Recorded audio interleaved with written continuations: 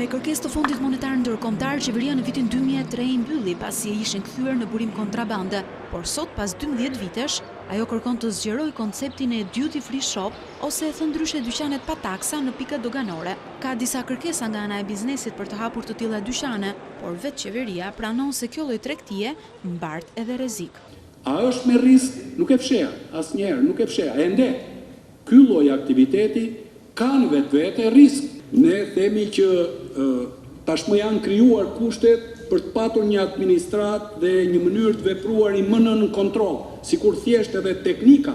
Ne kemi dalë për të bërë ballë këtyre rrisjeve, por për t'i dhënë vendit mundësinë e të ardhurave të shtuara, të vendeve të shtuara të punës e të tjerë.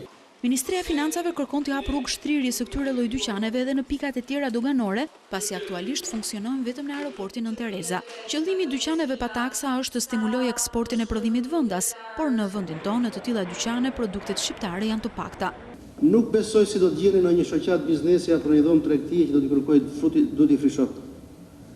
Sepse e kuptojnë shumë mirë anëtarët e këtyre dhomave tregtisë që këto janë gogolët që trembin pjesën tjetër të biznesit. Sepse dikujt jepet një favor për të njëjtin aktivitet që kryen nga bizneset e tjera analoge. Një favor që do të paguaj, do të shesi pa taksa.